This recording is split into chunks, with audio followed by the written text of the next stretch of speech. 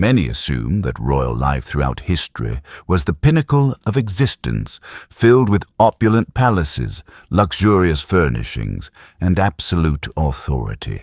However, waking up tomorrow as a female resident of the Ottoman Sultan's harem would dramatically alter that perception. You would face a staggering 99% probability of not reaching your 30th birthday. Within the gilded confines of these grand structures, 400 women existed in a silken cage where even a monthly menstrual cycle could result in a fatal strangulation. Conceiving a child without explicit permission meant a horrifying fate, being sewn alive within a leather casing and cast into the sea. Furthermore, a council of 12 men would convene after every intimate encounter to deliberate whether you merited the right to retain your reproductive capacity.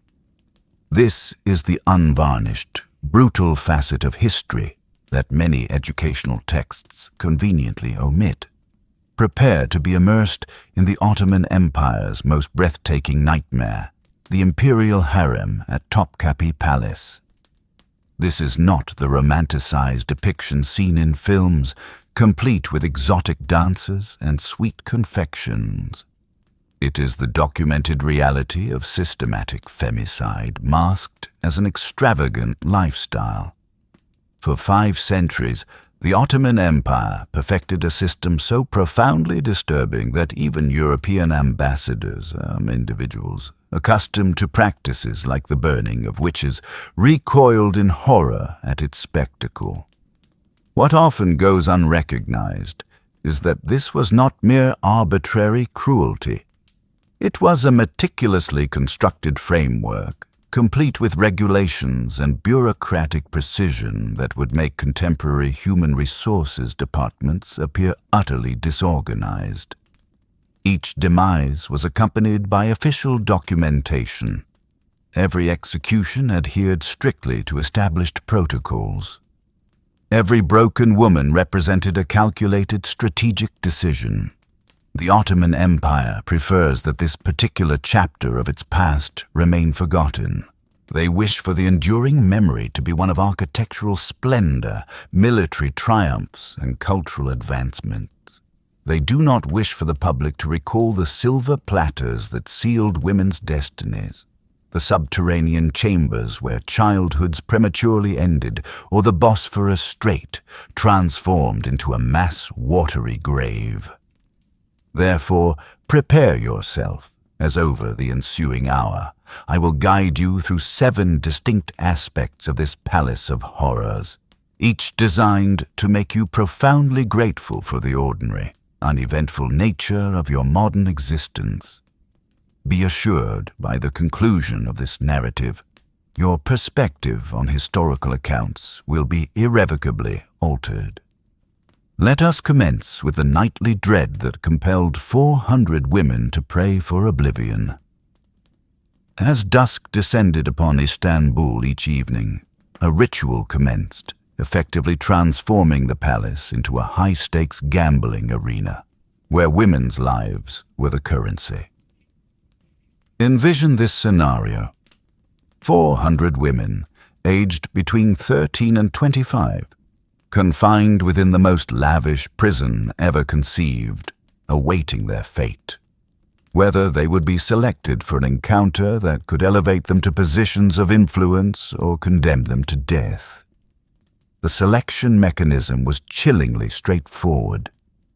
In the Sultan's private chambers, a silver tray was prepared, adorned with small slips of parchment, each bearing a woman's name.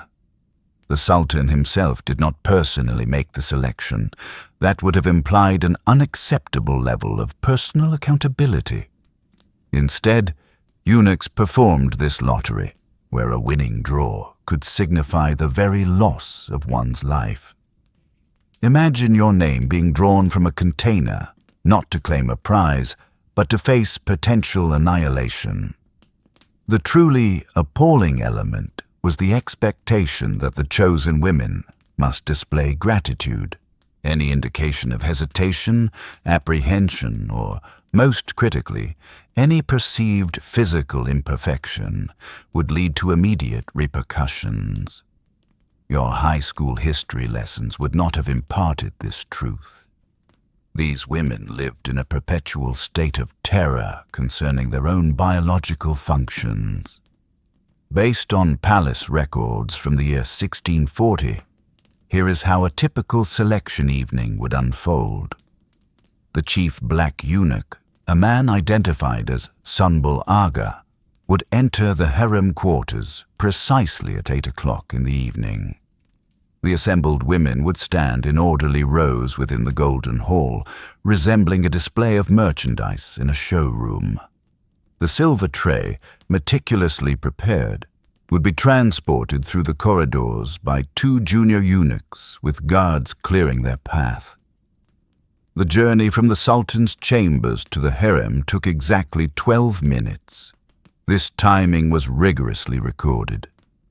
On the 15th day of November in 1640, a woman named Ice was selected.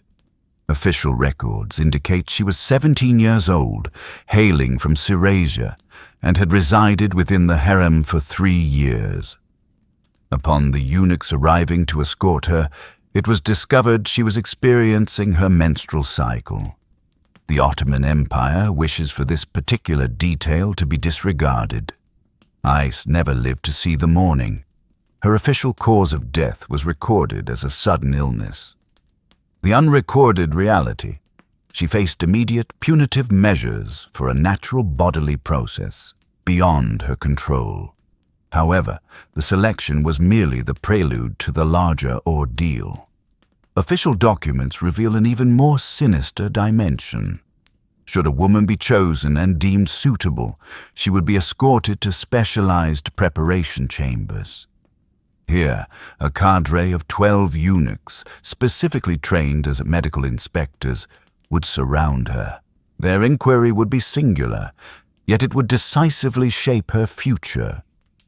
Should the seed be preserved? This was not a matter of romantic discourse, but a clinical assessment of a woman's worthiness to retain her reproductive organs. If the verdict was negative, scheduled medical procedures would follow.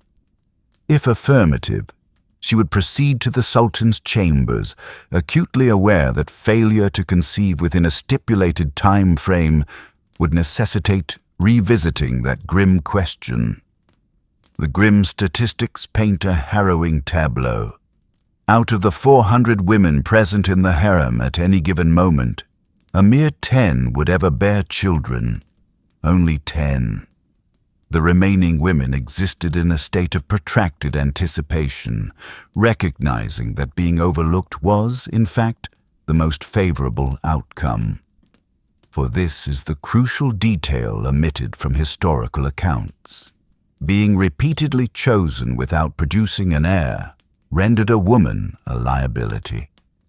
On the 3rd day of March in 1652, palace records document the relocation of 23 women in a single night.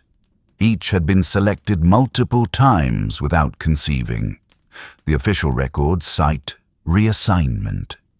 However, eyewitness testimonies from palace servants offer a contrasting narrative, one involving the dark, churning waters of the Bosphorus. Yet the situation was even more dire. The psychological torment inflicted by the selection system was deliberate. Dr. Fatma Göçek, a contemporary historian of the Ottoman era, unearthed documents demonstrating that the element of randomness was meticulously engineered. The intention was to instill just enough hope to avert widespread despair, but not so much as to foster a sense of security. It was a sophisticated form of psychological warfare honed over centuries. The selection process also served an additional, often overlooked purpose. It fostered intense competition among the women. Rather than uniting against their subjugators, they turned upon one another. women resorted to sabotaging rivals, reporting on each other's biological cycles, and celebrating the misfortune of others. The system effectively transformed victims into collaborators. The French ambassador, Jean-Baptiste Tavernier, penned in 1675, "The women of the Seraglio live in such dread of the silver tray that many resort to drinking potions that damage their fertility, preferring certain barrenness to the uncertainty of selection. Consider the profound implications. Women were permanently damaging their own bodies to evade the possibility of being chosen. This is what the history books fail to disclose regarding the economic underpinnings of this brutality. Each woman within the harem represented a substantial financial outlay. They were procured, educated, clothed, and provided for. The Ottoman Empire allocated the equivalent of $2 million annually in contemporary currency solely for the upkeep and maintenance of the harem. Yet this expenditure was deemed worthwhile, as the system served multiple strategic objectives, ensuring the purity of royal bloodlines, preventing political alliances forged through marriage, and maintaining absolute control over dynastic succession. The religious justifications employed render the entire enterprise even more abhorrent. Islamic law was perverted to an unimaginable degree to legitimize this system. Natural biological functions were declared impure, not based on sacred texts, but on the decrees of palace administrators seeking justifications for disposal. Pregnancy outside of sanctioned selections was deemed an act of theft against the Sultan, as if women's bodies were state property. Modern historians are only now beginning to comprehend the full extent of the selection system's mechanics. Digital analysis of palace records has revealed underlying patterns that were imperceptible to observers at the time. The selection process was not genuinely random. Women originating from particular regions were chosen with greater frequency. Those aged 16 to 18 were favored, while individuals exhibiting signs of intelligence or education were systematically disregarded. The Sultan desired physical vessels, not intellectual minds. This makes modern dating applications appear positively idyllic, does it not? Today, we make decisions by swiping left or right on potential partners. In that era, a simple stroke of a pen could signify a death sentence. We lament the phenomenon of ghosting. They contended with actual specters. Your most regrettable online dating experience pales in comparison to their most favorable evening within the palace walls. Yet, here lies the truly astonishing aspect, intrinsically linked to our subsequent discussion. Within this system designed to subjugate women, one 15-year-old girl not only survived, but ultimately triumphed. She circumvented the lottery of death by becoming something far more formidable than her captors, and the story intensifies, for her experience demonstrates that sometimes the sole method of enduring hell is to transform into a demon yourself. Now let us turn our attention to the 15-year-old girl who defied this deadly lottery by evolving into history's most calculating survivor. Her given name was Alexandra Lisovska, though posterity remembers her as Roxelana or Harem Sultan. And if you believe you understand manipulation, prepare to be astonished by how this adolescent transformed systemic abuse into a pathway to becoming one of history's most influential women. Picture this. It is the year 1520 in the rural Ukrainian landscape. A 15-year-old girl is assisting her father, an Orthodox priest, in preparing for Sunday worship. She is gathering wildflowers in the wheat fields when Crimean Tatar raiders appear on the horizon. Within a matter of hours, her entire existence is irrevocably shattered. Her family, is massacred, her village reduced to ashes, and she is bound in chains alongside dozens of other young women. Their destination, the slave markets of Istanbul. Imagine being forcibly removed from your family at the tender age of 15 and concluding that your only recourse is to embrace the role of the monstrous. This is precisely what Alexandra did. But here lies the truly chilling dimension of her narrative. She did not merely adapt to the system that enslaved her. She mastered it, expertly manipulated it, and ultimately coerced it into serving her own objectives, leaving a devastating trail of casualties in her wake. This metamorphosis commenced the very instant she entered the palace. While other girls wept for their lost families, Alexandra dedicated herself to study. She recognized that tears signified vulnerability, and vulnerability led to demise. Consequently, she meticulously crafted the persona of Roxolana, a meticulously constructed facade so perfect that, eventually, even she seemed to forget the identity of Alexandra. The documented evidence of her calculated ascent to power is nothing short of astounding. Palace records from 1521 indicate that within 6 months of her arrival, she had achieved complete fluency in Turkish, Arabic, and Persian. This was not merely conversational proficiency. It was an impeccable command of the languages. Other harem women reported witnessing her practice relentlessly, to the point of physical exhaustion, repeating phrases until her accent vanished entirely. She understood that language was not simply a tool for communication. It was a sophisticated form of camouflage. Yet language constituted only her initial weapon. The truly unsettling aspect was her methodical study of Sultan Süleyman, treating him as a complex puzzle to be deciphered. She meticulously documented his daily routines, his preferences, his emotional states. When he showed an inclination towards poetry, she became a poet. When he expressed interest in political matters, she developed viewpoints that perfectly complemented his own. She did not simply reflect him. She became his intellectual counterpart. This is what the history books neglect to mention regarding her strategies. Roxolana pioneered psychological manipulation techniques that would not be formally analyzed for another 4 centuries.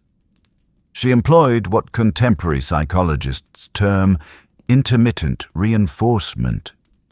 At times, she offered warmth and affection.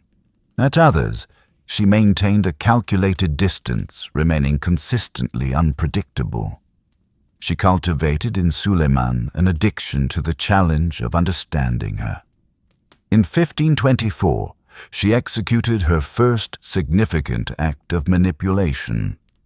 The palace was engulfed in flames, a frequent occurrence in structures constructed from wood and illuminated by oil lamps. While others fled in a panic, Roxolana remained behind, risking her life to rescue Süleyman's cherished collection of poetry manuscripts. However, here is the crucial detail that eludes most people's comprehension. Forensic analysis of the fire patterns suggests it originated in a storage area to which only Roxolana had access. She orchestrated the crisis to position herself as the rescuer. The marriage coup of 1534 exemplifies her true strategic brilliance. For 500 years, Ottoman sultans had abstained from marriage. They took concubines and fathered children, but formal marriage was strictly forbidden due to the legal complexities it presented for dynastic succession. Roxolana fundamentally altered this tradition. She persuaded Süleyman that their affection transcended established customs. Modern historians have unearthed her correspondence from this period, revealing masterclasses in manipulative communication. Every word was deliberately chosen, every emotion precisely calibrated to compel Suleiman to overturn a precedent that had stood for half a millennium. But it is here that the narrative descends into profound darkness. Once married, Roxolana's survival instincts mutated into something truly monstrous. She bore Suleiman 6 children. However, this was insufficient. The designated heir apparent, Prince Mustafa, was Suleiman's son from a previous union. He was highly regarded, competent, and by all accounts, possessed the qualities necessary to be an excellent sultan. He represented an obstacle that had to be eliminated. The orchestration of his assassination spanned 3 years. Roxolana eschewed overt methods like poison or direct assassins. These were far too conspicuous. Instead, she meticulously sowed seeds of doubt. She employed agents to propagate rumors concerning Mustafa's alleged ambitions. She fabricated correspondence suggesting nascent rebellion. She arranged for Suleiman to inadvertently overhear conversations, hinting at Mustafa's growing influence. Each piece of incriminating evidence was crafted to be deniable, each whispered insinuation untraceable. In 1553, Suleiman himself issued the order for his own son to be strangled. Roxolana observed from behind a screen as the Ottoman Empire's most promising prince was executed on fabricated charges that she herself had meticulously constructed. Witnesses reported that she displayed no discernible emotion. She had become precisely what the system demanded, a survivor devoid of moral compunction. Her poetry from this era offers a chilling glimpse into the depths of her transformation. On the surface, these are eloquent love poems addressed to Suleiman. However, when analyzed with the benefit of hindsight and the knowledge of her actions, they read as sophisticated exercises in psychological warfare. One particular stanza translates to, "My Sultan, the sole illumination of my life. Without you, all is an eternal night. Your sagacity perceives what others overlook. Your justice flows like the boundless sea." She composed this verse in the very week she manipulated him into orchestrating the murder of his own son. Every line was crafted to reinforce his decision, to reframe his paranoia as wisdom and his cruelty as justice. She had internalized the ultimate lesson of the harem. Love itself was merely another instrument of power. Yet the most disturbing facet of Roxolana's story is not what she accomplished, but the imperative that drove her actions. Within the Ottoman hierarchy, there was no provision for aging concubines. Once her children reached maturity, and once Suleiman's interest waned, she would have faced the same fate as thousands of women before her: disposal. Her abhorrent deeds were, in essence, rational responses to an inherently irrational system. Documents unearthed in 2018 reveal that she maintained an extensive network of over 150 informants throughout the palace. She was privy to every conspiracy, every hushed conversation, every potential threat to her son's claims to the throne. She transformed the harem's pervasive culture of betrayal into her personal intelligence apparatus. The oppressed had become the oppressor, but can we truly assign blame?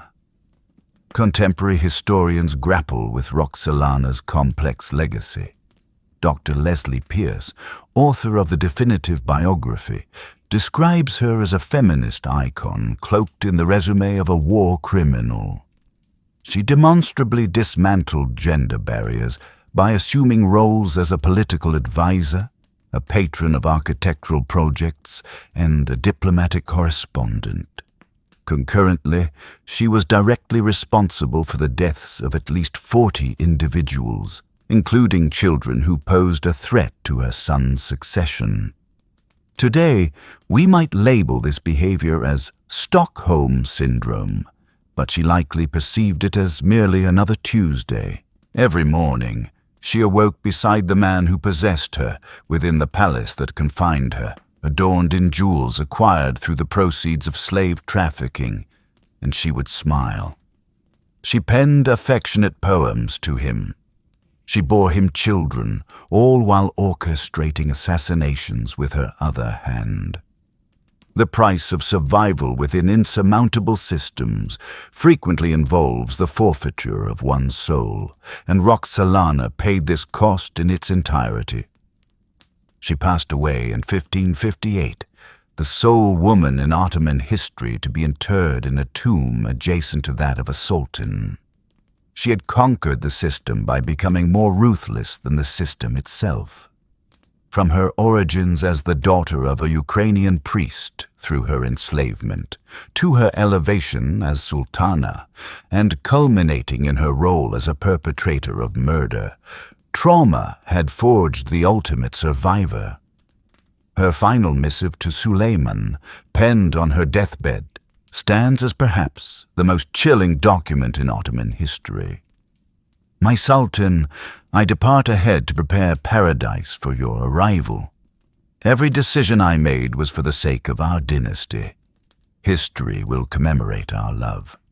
Let them forget the rest. She was acutely aware of her actions, and she harbored no regret. For in a palace where 397 out of 400 women met their end in obscurity, she had deliberately chosen to live as a monster rather than perish as a victim. The truly unsettling question remains: given identical circumstances, how many of us would make the same choice? However, Roxolana represented an anomaly. The majority of women encountered a different destiny. They lacked the capacity to manipulate their way to power or to assassinate their path to security. For them, the palace harbored alternative plans. Methods of disposal so refined that they rendered medieval torture methods appear disarmingly straightforward. This is where the Ottoman palace devolved into a veritable factory of inventive homicide. And I employ the term inventive because these were not commonplace historical executions. There were no public decapitations or hangings within these walls. The Ottomans faced a dilemma. They required a means to eliminate women with regularity. However, Islamic law prohibited the shedding of royal blood, and religious sensibilities demanded that deaths be conducted with a degree of ceremonial purity. Consequently, they innovated. They transformed murder into an art form, with human suffering as their canvas and silk and sea water as their pigments. Allow me to vividly illustrate the nature of institutionalized femicide, so meticulously refined that it possessed its own employee handbooks. The palace employed professional stranglers. This was their official job title, the bostanci, or gardeners.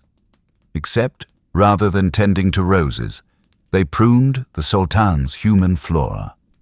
These individuals were selected for their discretion, rigorously trained in human anatomy, and practiced on animals until they could perform their duties in under 30 seconds. Your natural bodily functions could inadvertently seal your execution warrant. Imagine living each day with the constant awareness that a biological process beyond your control could trigger your demise. The silk strangulation was not an arbitrary act of cruelty.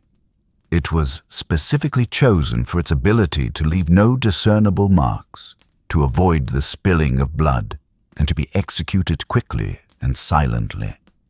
It was a clean death for an allegedly unclean woman. The bostanci employed a distinct technique passed down through generations, a 3-foot length of silk cord, twisted 7 times for enhanced strength. One individual would restrain the victim's shoulders, while another would perform the fatal act. The entire procedure was so standardized that quality control measures were in place. If the execution took longer than 45 seconds, the executioner faced disciplinary action for inflicting unnecessary suffering.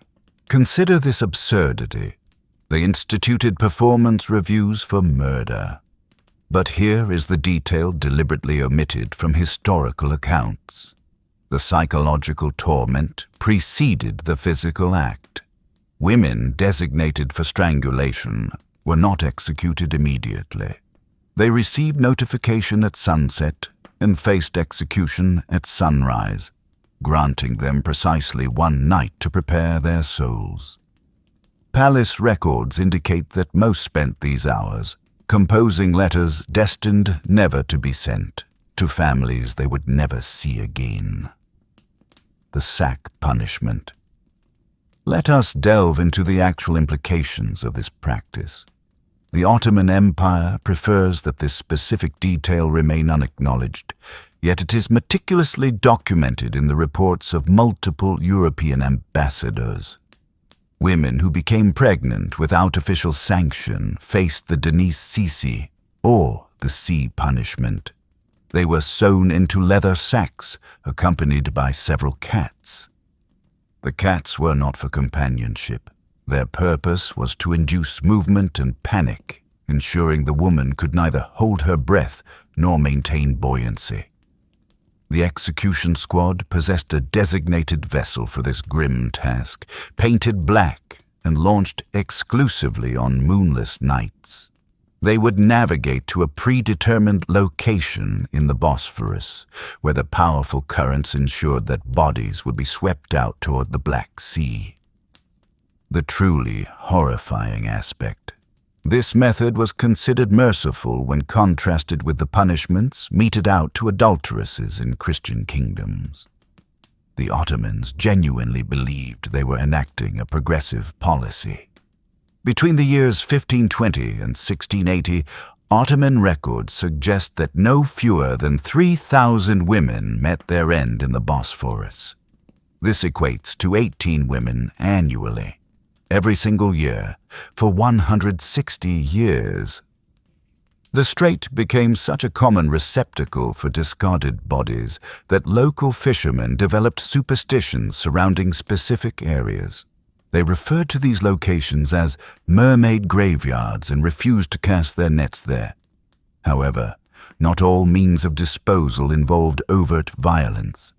At times, the most profound cruelty manifested as the absence of death itself. Exiled to the Eski Saray, the old palace, constituted a form of psychological execution. Women past their prime, or those who had committed minor transgressions, were relegated to this crumbling structure on the fringes of Istanbul. No visitors were permitted, no correspondence allowed, and all hope was extinguished within its walls. Hundreds of discarded women languished, awaiting their end. A French envoy who visited in the year 1670 described it as a marble sarcophagus teeming with living specters. Young women who entered its confines emerged as corpses, if they emerged at all. The profound silence was so complete that the fracturing of hearts could be audibly perceived.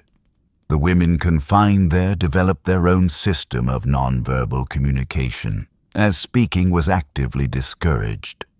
They cultivated an entire subculture of the condemned. The financial intricacies of executions were meticulously calculated. The cost of a silk strangulation amounted to 3 aksa, equivalent to the price of a substantial meal. An underwater execution, including boat rental and crew remuneration, came to 20 aksa. Banishment, on the other hand, incurred no direct expenditure beyond the initial cost of transportation. The empire maintained exhaustive ledgers detailing all execution-related expenditures. Murder itself was allocated a specific budget line item. What most individuals fail to grasp is that the guards who carried out these executions were not inherently malevolent. They were ordinary palace employees, men with families and children of their own. Many of them suffered severe psychological repercussions. Medical records from the palace dating back to the 1600s indicate that executioners exhibited the highest incidence of melancholy and night terrors among all palace staff. A journal discovered in 1987 belonging to one of the stranglers contains 400 pages of written apologies to his victims.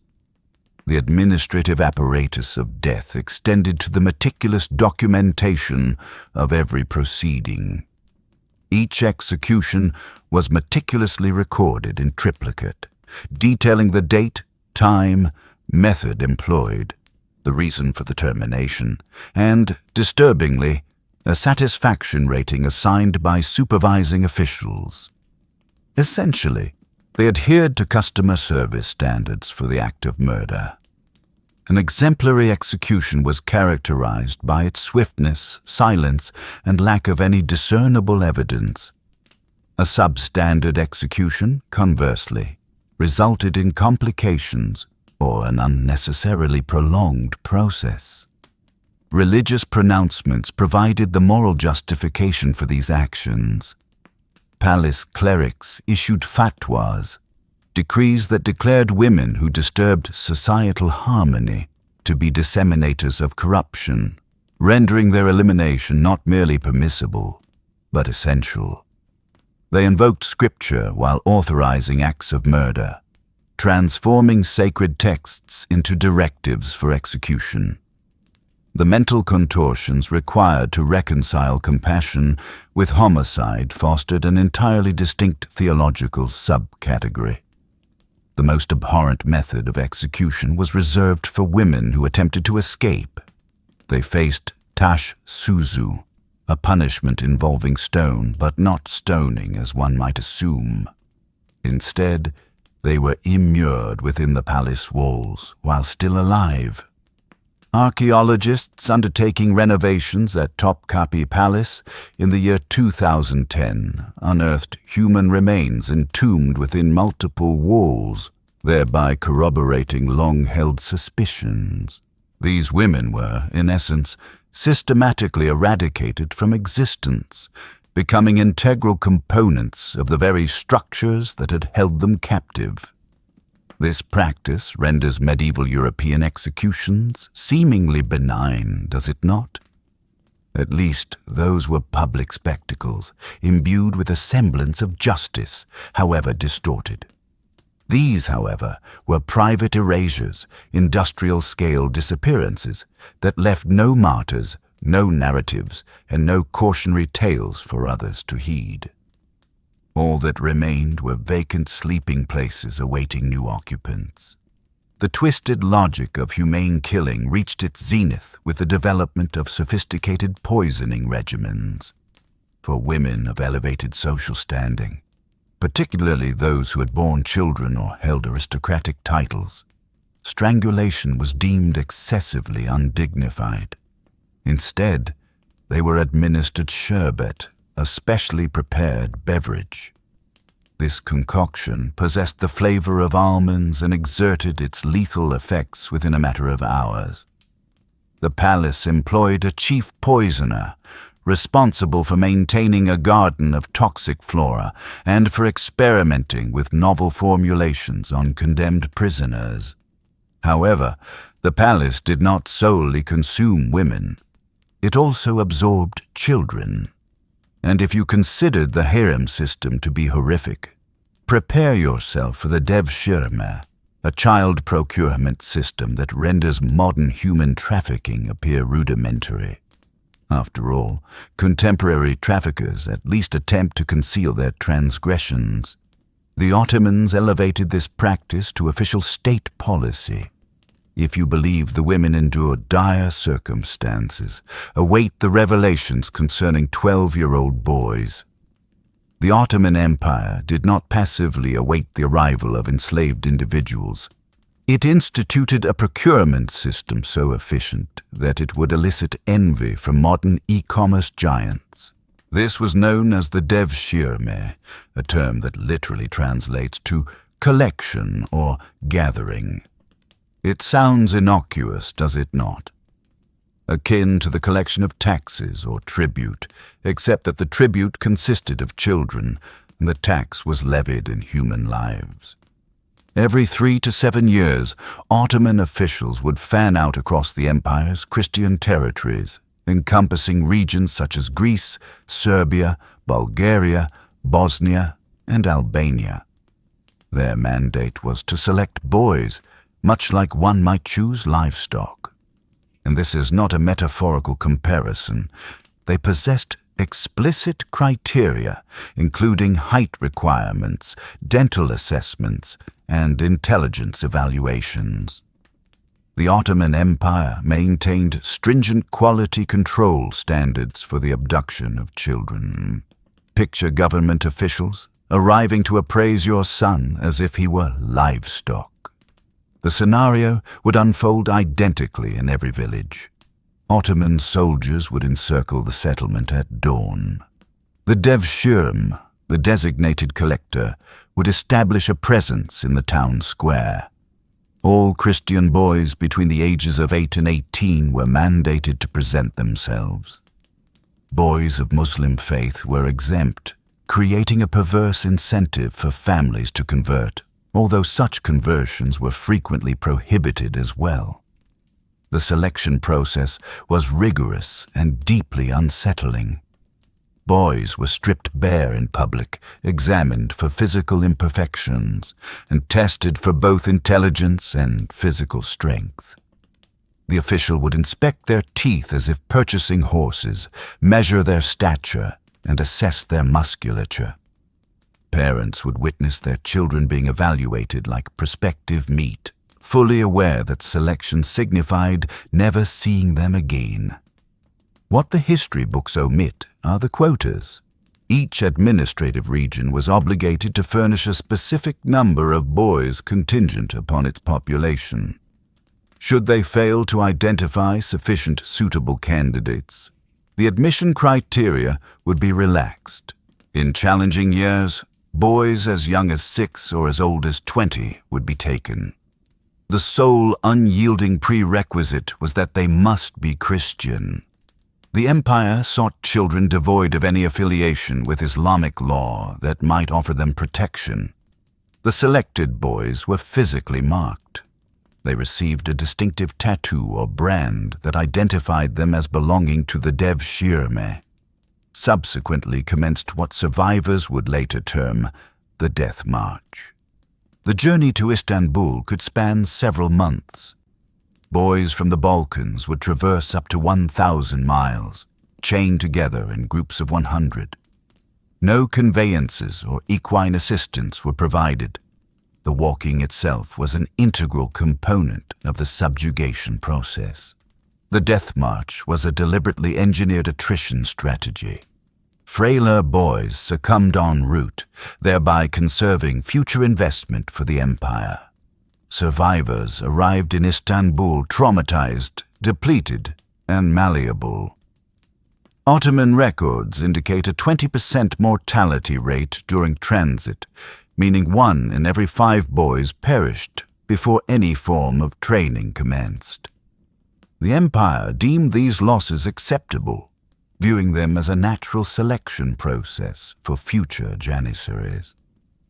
One account from a European merchant in 1544 vividly describes encountering a devshirme convoy. He depicted it as a river of children flowing towards Constantinople, with the chain growing shorter every few miles as boys faltered. The guards offered no respite, severing the deceased from the chain and pressing onward. Mothers would trail at a distance, their cries unheard as soldiers drove them back. It was, he lamented, a harvest of sorrow. Upon their arrival in Istanbul, the psychological dismantling intensified. The boys were bestowed with new appellations, Muslim names. Their Christian names were strictly forbidden, with violations punishable by physical chastisement. They underwent circumcision, often without anesthetic, serving as a physical emblem of their altered identity. Speaking their indigenous languages was prohibited. Boys apprehended engaging in prayer, according to their original faith, faced severe retribution. However, the most insidious aspect of the system was its ultimate outcome. The successful candidates transformed into fervent adherents. The framework was meticulously designed to cultivate fanatics whose loyalty to the Sultan surpassed that of any born subject. These abducted children subsequently constituted the elite Janissary Corps, who would later raid Christian villages to procure more youngsters. The subjugated became the subjugators, perpetuating a relentless cycle. The training facilities, known as enderons, functioned as centers for psychological reconditioning. Boys acquired proficiency in Turkish, Arabic, martial arts, and an absolute adherence to obedience. Yet the more profound indoctrination occurred outside formal instructional hours. Older boys, already psychologically subjugated and remolded, enforced the system's dictates upon new arrivals. The need for direct traumatization by the guards was thereby obviated. The children inflicted it upon one another. European observers universally expressed profound horror. An Austrian ambassador, writing in 1562, observed, "They seize Christian children and return them as perfect adversaries of Christ." He further noted, "The transformation is so complete that these boys would readily dispatch their own fathers if so ordered. It is a manufactory that appropriates souls and produces instruments of war." The sheer scale of this operation is staggering. Between the years 1450 and 1650, the Ottoman Empire conscripted approximately 200,000 Christian boys, averaging 1,000 children annually for 2 centuries. Entire regions were systematically denuded of their young male populations. Certain Enderun villages were entirely devoid of boys aged 10 to 18 for generations. Parents resorted to desperate stratagems to safeguard their offspring. They would deliberately injure their sons, severing thumbs or toes to render them ineligible for military service. They arranged early marriages, as married boys were sometimes exempt. They concealed them in mountainous regions or within monastic sanctuaries. Some families, in an act of ultimate despair, chose to end their sons' lives rather than permit their capture. The devshirme system compelled parents to become either mutilators or murderers. The economic implications were calculated and ruthlessly applied. The empire achieved substantial savings in recruitment expenses by appropriating children. They preemptively neutralized potential insurgents by taking them at a formative age. They cultivated administrators and soldiers entirely devoid of local allegiances or familial connections. From a detached bureaucratic standpoint, the strategy was brilliant. From a human perspective, it constituted industrialized child abuse. Some devshirme boys achieved extraordinary prominence, rising to the ranks of Grand Vizier, provincial governor, and military commander. Proponents of the system often cite these success stories, arguing that these boys were granted opportunities they would never have encountered in their villages. This argument mirrors that employed by human traffickers today, who claim to provide opportunities. The fact that 1 in 100 attained significant power does not legitimize the abduction of the remaining 99. In contemporary terms, this would be classified as human trafficking and systematic abuse. International bodies like the United Nations would impose sanctions, and the International Criminal Court would issue arrest warrants. However, for 4 centuries, this was the established policy of one of the world's most formidable empires. It was so ingrained that Ottoman historians documented it with a detached matter-of-factness, akin to describing tax collection procedures. The psychological devastation reverberated through subsequent generations. Modern analyses of Balkan folklore reveal recurring themes of child-snatching demons in nightmares. Genetic studies have identified population bottlenecks in specific regions that correlate with periods of Devshirme conscription. The trauma is, quite literally, encoded within their DNA and collective memory. The final officially sanctioned Devshirme occurred in the year 1648, although unofficial procurements persisted into the 1700s. The system's demise stemmed not from a moral awakening, but from its diminishing economic efficacy. The advent of firearms rendered elite infantry units less critical. Muslim families began to bribe officials to have their children selected for the opportunities the system offered. The perverted construct ultimately collapsed under the weight of its own warped logic. However, a more disturbing realization awaits. Many of these boys were not destined for military service. The most aesthetically pleasing, the most delicate, and the most intellectually gifted had a different trajectory. They were dispatched to the palace schools, where education encompassed far more sinister doctrines than mere literacy and numeracy. Within the same halls that imparted mathematical principles, children were taught that their physical bodies constituted a form of currency. Welcome to the palace schools, the Enderun, where the Ottoman Empire systematically molded ideal servants through a curriculum that would necessitate the mobilization of entire armies by modern child protection services. This was not education. It was systematic conditioning, utilizing children as raw material. The palace school was situated within the 3rd courtyard of Topkapi Palace, an architectural marvel adorned with marble columns and intricate tile work. However, this beauty concealed profound horror. Behind those ornate portals, 300 to 400 boys, aged 10 to 18, lived within a hierarchical structure so profoundly twisted that survivors rarely spoke of it. When they did, their accounts were frequently dismissed as mere embellishment. Recent archaeological findings, however, have corroborated that they were, in fact, understating the grim reality.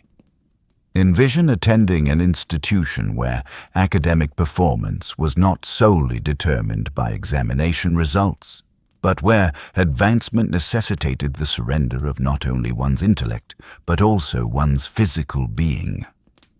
Imagine a place where instructors possessed absolute authority, and students lacked the vocabulary for consent because the very concept was absent. This was the daily existence within the Enderun. The formal curriculum was impressive, encompassing languages, mathematics, Islamic theology, music, calligraphy, and martial arts. Boys acquired fluency in multiple languages, mastered complex equations, composed poetry, and trained in various weaponry. On paper, it represented one of the world's most advanced educational establishments. In practice, it served as a sophisticated grooming facility. The nocturnal curriculum commenced after formal classes concluded. The dormitories operated under a rigid hierarchy. Newly arrived boys, known as Isolan, occupied the lowest stratum. Above them were the Falaka, and at the apex of the hierarchy were the Hasoda. This was not merely organizational. It was a framework designed for predation. Senior students held codified, systematic, and institutionally enforced rights over their younger counterparts. A French observer in 1650 noted, "The attractive boys are passed around like communal assets. Those who resist face beatings or starvation. Those who comply receive preferential treatment. The instructors are not only aware, but actively orchestrate these arrangements. The palace maintained specific terminology for these associations. A senior student who claimed a younger boy was referred to as a vala. The younger boy then became their ikolan. This linguistic sanitization framed abuse as mentorship. Palace records indicate that these guardianship arrangements were officially registered, subjected to taxation, and transferable, akin to property contracts. However, the situation devolved further. The semi-annual school exhibitions were not merely academic presentations. Boys were adorned in distinctive attire, including tight trousers, open vests and makeup, and paraded before palace officials and visiting dignitaries. The Austrian ambassador reported in 1665, "They paint the boys like women and compel them to dance in ways that would shame harlots." The assembled company bids for their favorites. Modern historians have unearthed accounting ledgers from these events detailing the rental of boys for private tutoring sessions. The school retained a 60% commission on these arrangements. The remaining 40% was deposited into an account accessible to the boy upon graduation, provided they completed the program. In essence, they were accumulating savings derived from their own mistreatment. The medical examinations provide their own grim testimony. Palace physicians maintained meticulous records of injuries, ailments, and treatments. Deciphering the clinical language reveals patterns of systematic assault.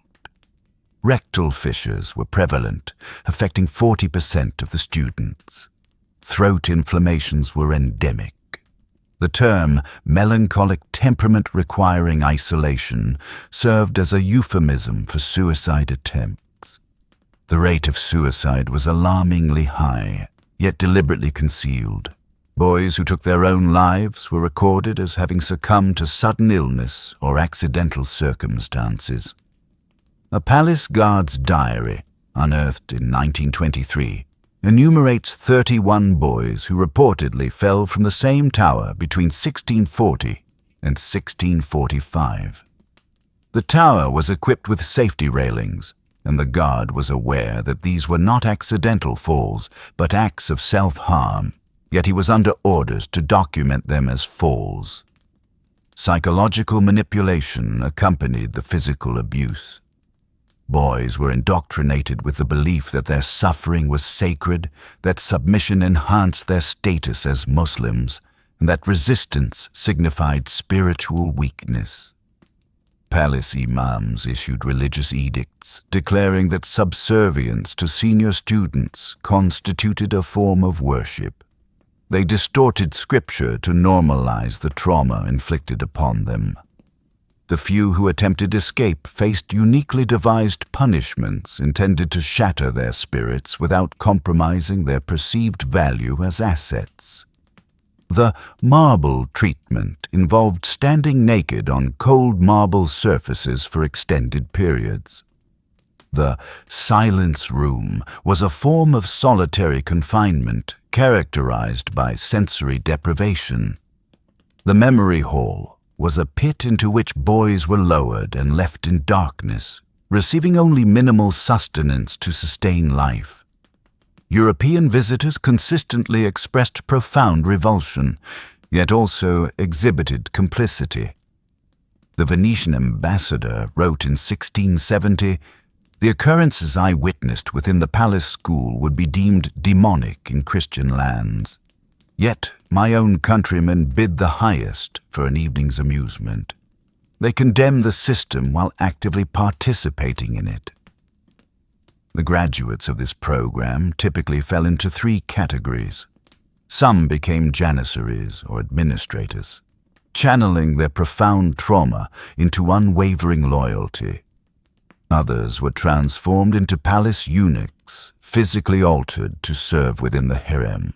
The third group, the psychologically broken individuals, were discreetly eliminated when they became too damaged to fulfill their designated roles. What most people fail to comprehend is that this system was responsible for producing the Ottoman Empire's most effective administrators. Grand viziers, military commanders, and provincial governors were often alumni of these palace schools. Their shared trauma forged an unbreakable bond, fostering mutual protection and a fierce loyalty to the system that had shaped them.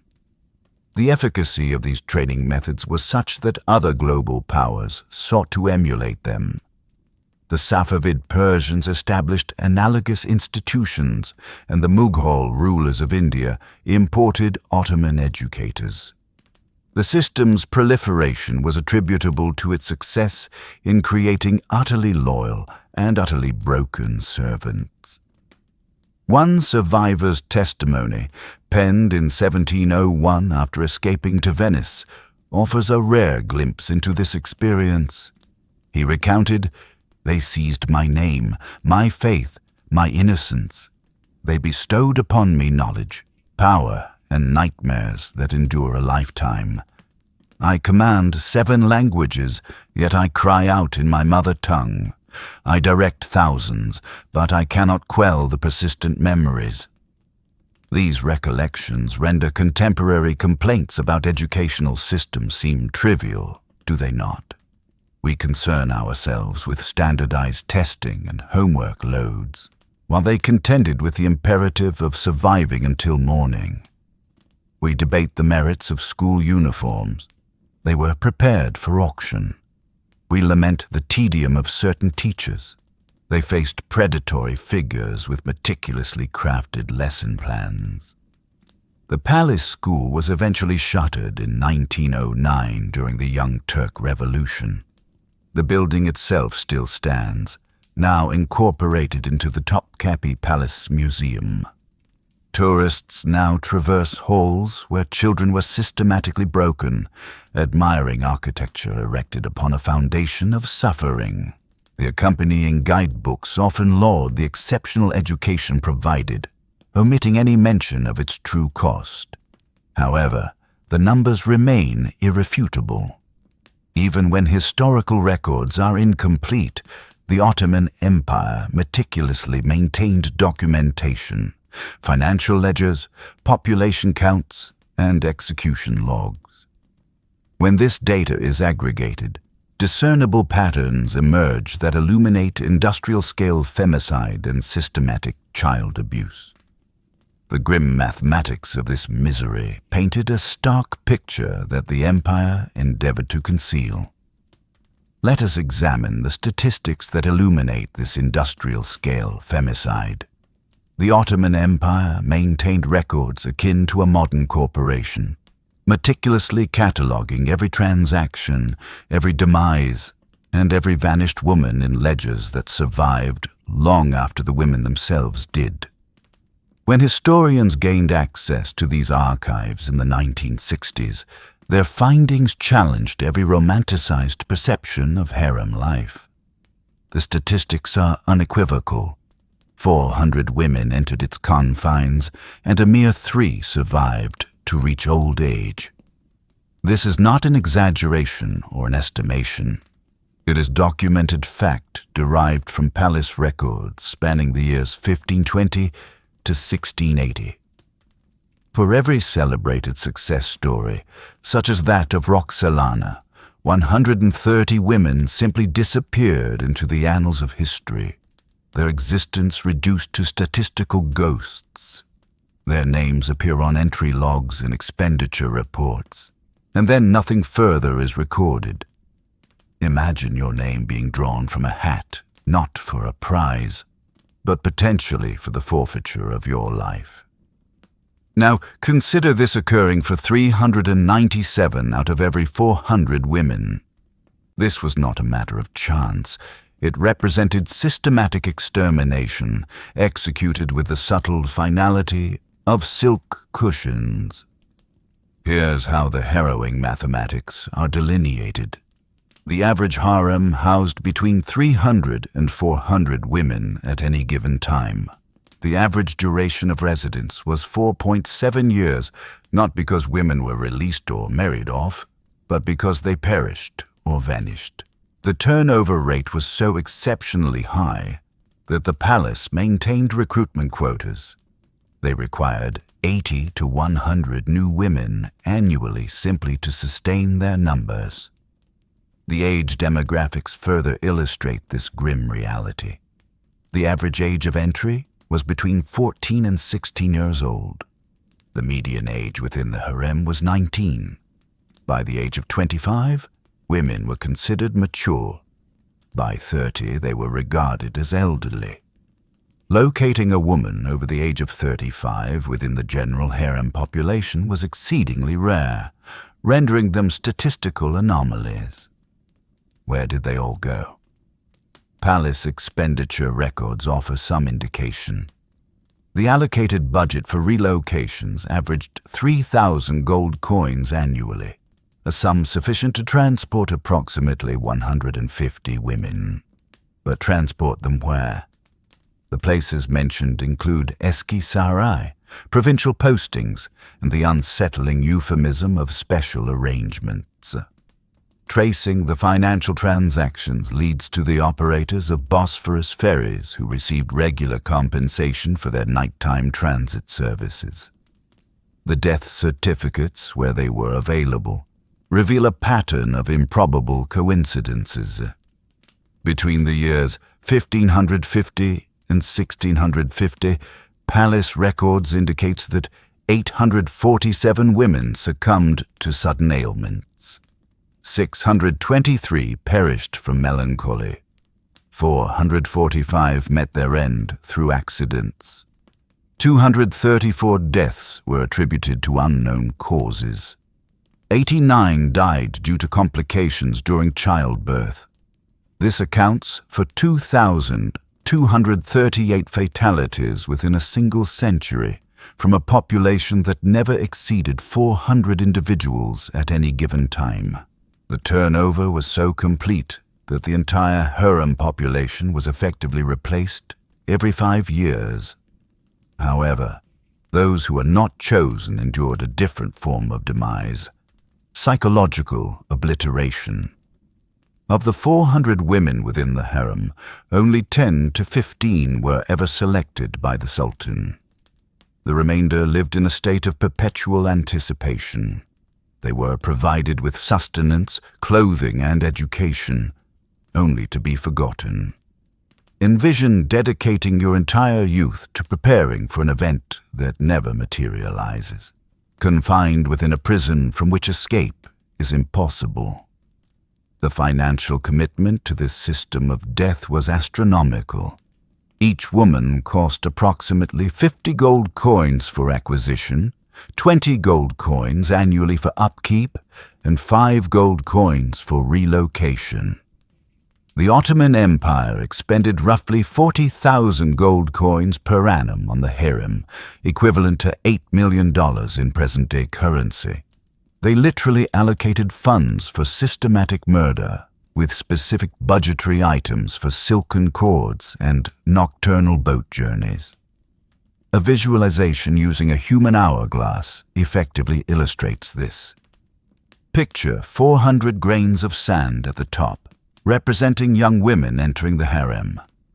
The narrow central section signifies the select few chosen for the Sultan. The bottom depicts their ultimate destination. Only 3 grains represent survivors. 397 are scattered to the winds. This hourglass was reset every 5 years for a period of 500 years. Cross-referencing palace records with municipal death registries unveils disturbing omissions. Women who departed the palace rarely appeared in any subsequent official documentation. They did not surface in marriage registries, tax rolls, or death certificates from other jurisdictions. They simply ceased to exist in any administrative capacity. The empire had perfected the art of making individuals vanish. Modern human trafficking, when examined in terms of scale, appears considerably less extensive. Current estimates suggest that 40 million individuals are currently ensnared in modern slavery worldwide. The Ottoman Empire, with a mere fraction of today's global population, processed approximately 200,000 women through the Harem system over a span of 500 years. When adjusted for population size, this would equate to 10 million individuals in contemporary terms. The medical documentation is equally damning. Palace physicians recorded widespread malnutrition despite an abundance of food. Epidemic levels of hysteria and melancholy were prevalent, alongside unusually high incidences of accidents and sudden illnesses, and pregnancy rates significantly below biological norms. The efficiency with which replacements were acquired tells its own story. When the plague struck Istanbul in 1625, claiming the lives of 60 harem women within a single week, the palace had fully replenished its numbers within 2 months. They possessed supply chains for human beings that surpassed the logistical capabilities of their military. Slave markets extending from Circassia to Sudan maintained standing orders. One statistical anomaly warrants particular attention. During the reign of Sultan Ibrahim, harem fatalities surged by 300%. His specific preferences dictated a need for larger women, necessitating the disposal of hundreds of unsuitable residents to accommodate his desires. The machinery of death scaled up without hesitation. They tripled the relocation budget and increased the frequency of boat services. The intergenerational trauma becomes evident in the fertility statistics. Women who survived to become valid sultanas had, on average, 2.3 children, a figure considerably lower than the biological norm for that era. Even those who were fortunate enough to win the harem lottery bore the physical and psychological scars that impacted their reproductive capacity. The system literally incapacitated women. However, the most disturbing statistic remains the normalization rate. Newly arrived women exhibited signs of severe distress for an average of 6 months. Following this period, they adapted. They abandoned their attempts to escape. They ceased their weeping. They resigned themselves to their fate. The palace had precisely calculated the duration required to shatter a human spirit and structured its training programs accordingly. Contemporary economists analyzing Ottoman records have calculated the return on investment for oppression. Each woman generated an average economic value of 200 gold coins through labor, entertainment, and reproductive potential. Their acquisition cost a mere 75 gold coins in total. This represents a 166% return on investment. The empire profited from systematic femicide. The true horror of bureaucratized murder becomes apparent when examining the official forms. These were actual government documents featuring check boxes for disposal methods, efficiency ratings for executioners, and budgetary allocations for the removal of bodies. They had transformed murder into mere paperwork and suffering into data on spreadsheets. But how did this 500-year ordeal finally conclude? It required the disintegration of an entire civilization to bring this systematic atrocity to a halt. Even then, the apparatus fought to preserve itself, with its proponents employing every conceivable tool, from religion to economics, to justify the unjustifiable. The collapse of an entire civilization was necessary to end this systematic horror. The Ottoman Empire did not voluntarily relinquish its 500-year-old human trafficking apparatus. It was forcibly dismantled as the empire began to crumble. And even in its final moments, its defenders fiercely resisted, clinging to their prerogative to possess, abuse, and murder women. The beginning of the end occurred with the Tanzimat reforms initiated in 1839. Sultan Abdul Majid I, under pressure from European powers and internal reformers, issued the Hati Sharif of Gulhani, the imperial edict of the Rose Garden. It sounds poetic, does it not? Except this rose garden was fertilized with the remains of thousands of women, and its roses bore the thorns of resistance. Imagine being forcibly removed from your family at the age of 15 and concluding that your only viable option is to become the very monster that created your plight. Now, consider being a palace official who has profited from that system for 40 years.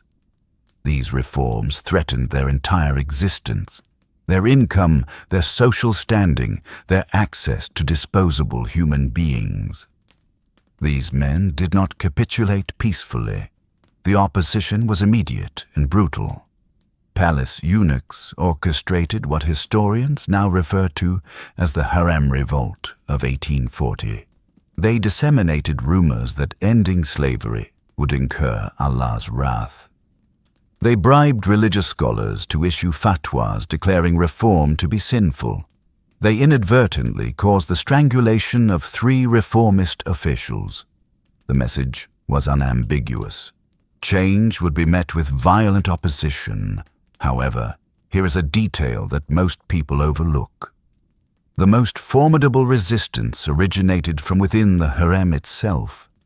Many of the senior women, particularly the Valide Sultan and the senior Kalfas, actively opposed reform. They had secured their survival by becoming integral components of the system. Freedom represented a threat to their accumulated power. Stockholm Syndrome had become embedded within the institutional culture. The attempts at reform underscore the deeply entrenched nature of the horror. The 1854 decree abolishing slavery explicitly exempted the imperial harem. The 1876 Constitution guaranteed human rights with the notable exception of palace women. Every progressive step taken was accompanied by specific carve-outs for the Sultan's collection of human beings. It was akin to attempting to abolish slavery while simultaneously preserving the plantation. Genuine transformation necessitated external intervention.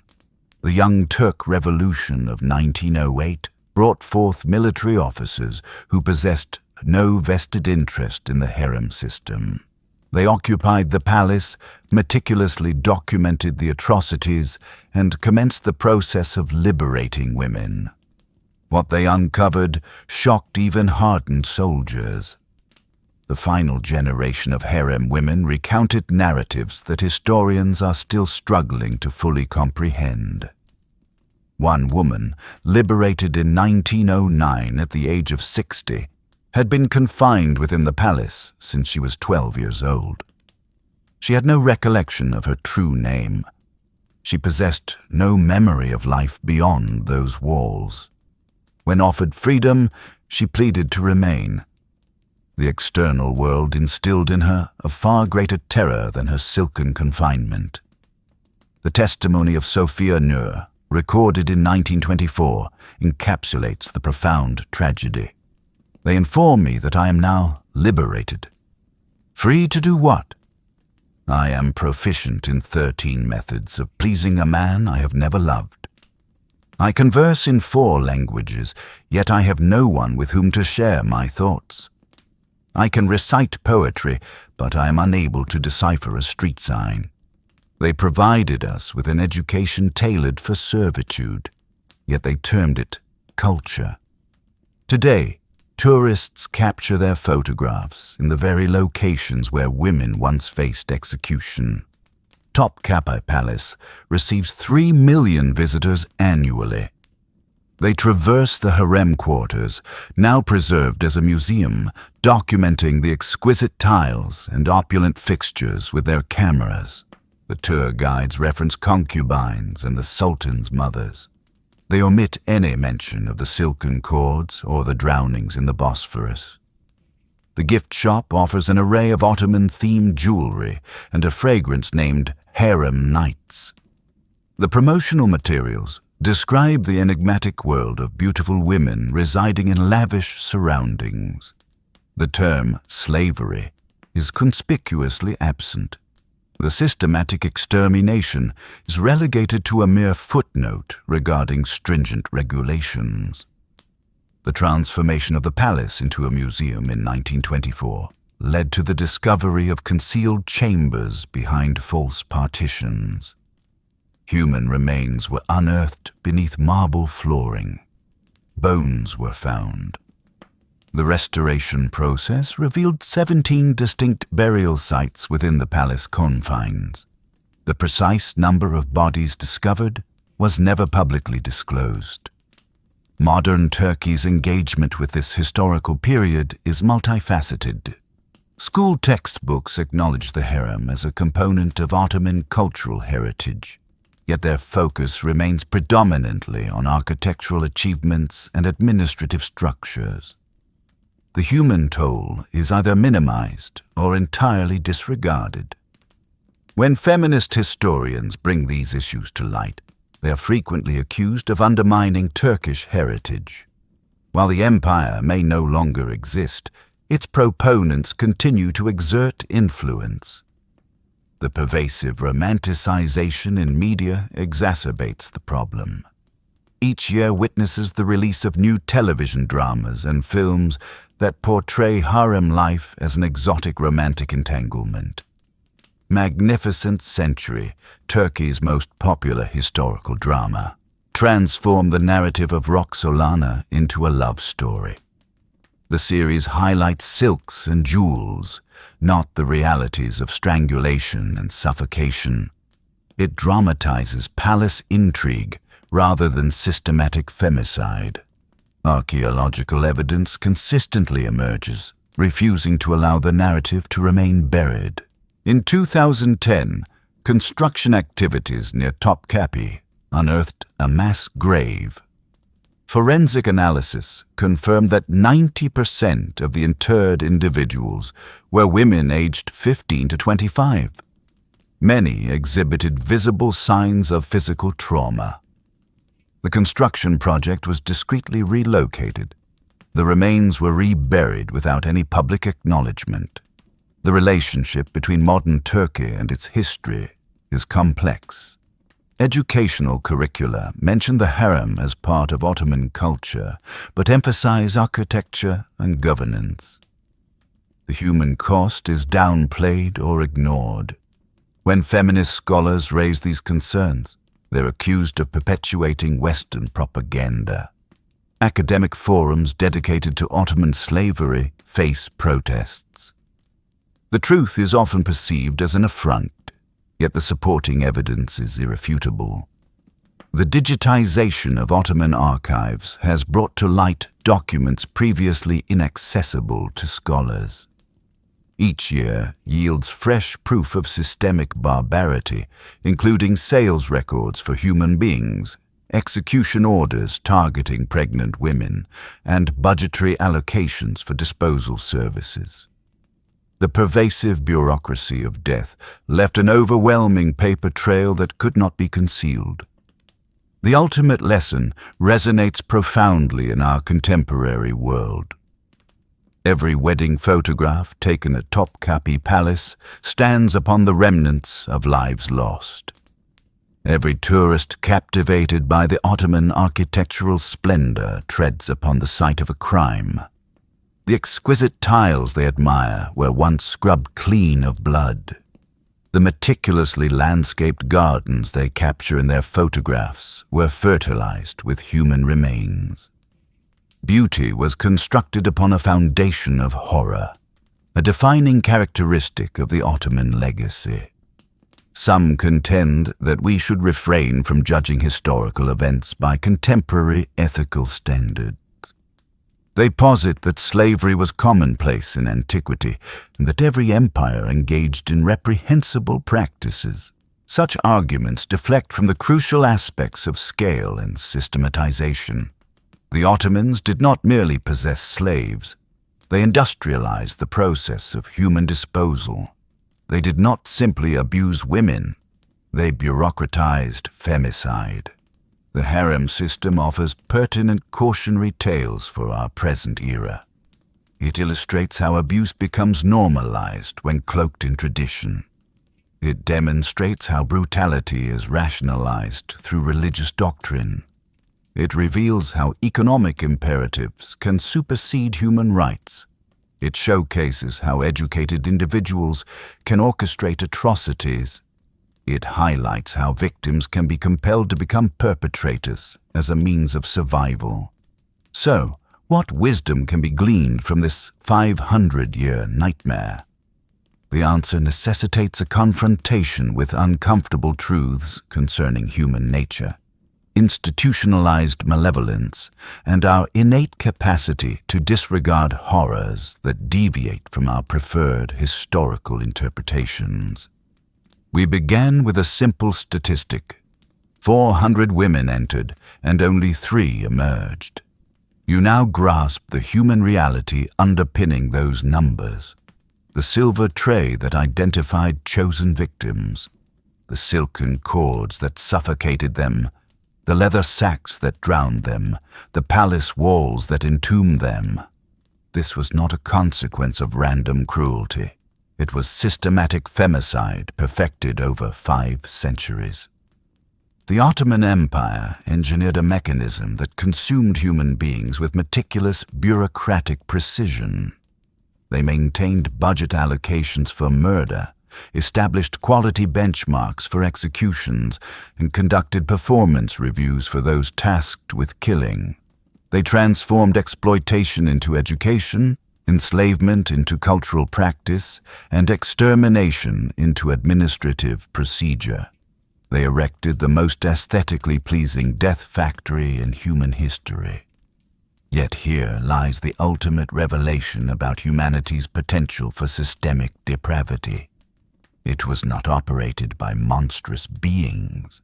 The men who carried out the strangulations returned home to their families. The eunuchs who selected victims for death were themselves casualties of mutilation. The women who enforced harem regulations were survivors who had become perpetrators. Ordinary individuals participated in an extraordinary horror because the system mandated it. The opulence and the terror were not disparate entities. They were intrinsically linked. The same silk that fashioned elegant attire was fashioned into nooses. The same marble that contributed to architectural marvels concealed human remains. The same education that cultivated brilliant administrators produced psychologically damaged children. The same gardens that tourists photograph today were nourished by human remains. Beauty and brutality were not opposing forces, but rather collaborative partners. Allow me to bring this narrative full circle by referencing that silver tray. That unassuming object, a piece of metal craftsmanship that could reside in any museum, bore inscriptions that signified either life or death. Women endured years of dread anticipating its presentation. Some chose self-poisoning to circumvent selection. Others offered fervent prayers to be chosen, believing that power would ensure their safety. Both groups were misguided. The selection process did not offer opportunity. It delivered doom, albeit with varying timelines. What this reveals about the dynamics of power and abuse transcends the specific context of the Ottoman Empire.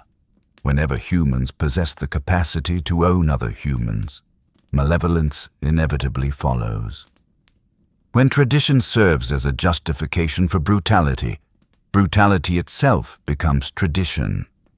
When economic interests conflict with fundamental human rights, it is invariably the humans who suffer. When abuse becomes institutionalized, the very institutions become abusive. These are not merely historical observations. They serve as potent warnings. Analogous systems persist in the modern world, albeit in altered forms. Human trafficking generates an estimated $150 billion annually. Forced marriage affects 15 million women. Honor killings claim approximately 5,000 lives each year. While the methodologies may have evolved, the underlying mentality remains consistent. Certain individuals continue to perceive others as mere property, utilizing tradition and religious doctrine to legitimize abhorrent practices. The imperative of accurate remembrance cannot be overstated. When we romanticize the past, we inadvertently pave the way for the perpetuation of present-day injustices. Each bottle of Harem Night's perfume represents a profound disrespect to thousands of murdered women. Every narrative depicting exotic Ottoman romance glosses over systematic sexual violence. Every sanitized historical dramatization erases genuine suffering. Memory holds significance because the act of forgetting fosters the recurrence of tragedy. Humanity's capacity for normalization should inspire profound apprehension. The Ottoman palace operated for 500 years. Millions of individuals were complicit, engaged in buying, selling, guarding, and killing. This was not a clandestine operation. Foreign ambassadors filed reports detailing the atrocities. Travelers recounted tales of horror. Yet it persisted because humans possessed the ability to normalize virtually anything, provided there is sufficient time and justification. Let us briefly consider the concept of gratitude. Tonight, you will retire to your beds without the dread of a silver tray appearing. Your natural bodily functions will not trigger an execution order. Your children will not be apprehended by government officials. Your name will not appear in anyone's inventory of human assets. These freedoms, which seem so fundamental, were systematically denied to millions throughout history and continue to be denied to millions today. However, gratitude must be coupled with unwavering vigilance. The Ottoman harem system did not materialize instantaneously. It evolved through a series of minor concessions, gradual processes of normalization, and systematic desensitization. Each successive generation inherited slightly more oppressive conditions until outright horror became an accepted heritage. This is precisely how systematic abuse operates, incrementally, cloaked in seemingly reasonable justifications. Contemporary human rights frameworks exist precisely because individuals actively opposed systems such as this. Every safeguard enshrined within the Universal Declaration of Human Rights directly addresses a historical atrocity. Article 4 prohibits slavery, a direct consequence of systems like the Devshirme. Article 5 forbids torture, a response to normalized brutality. Article 16 protects marriage rights, a safeguard against forced concubinage. The freedoms we enjoy today are a direct result of the struggles of history's victims. Your personal liberty is not an inherent guarantee. It is actively defended and requires your participation. Whenever you witness a violation of human dignity, recall the harem women who were denied a voice.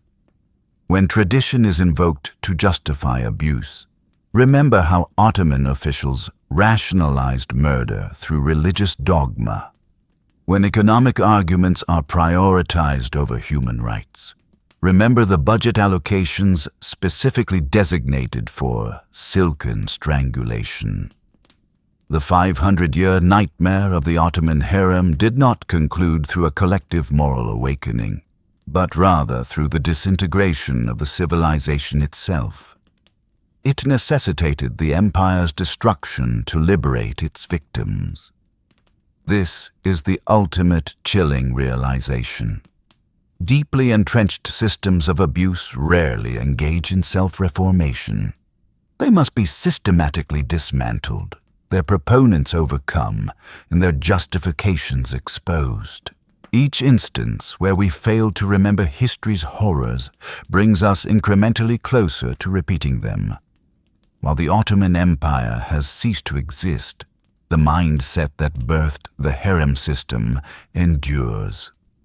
Wherever individuals are commodified, wherever tradition serves as an excuse for abuse, wherever power operates without accountability, the palace of nightmares, though demolished, leaves behind its blueprints embedded within human nature.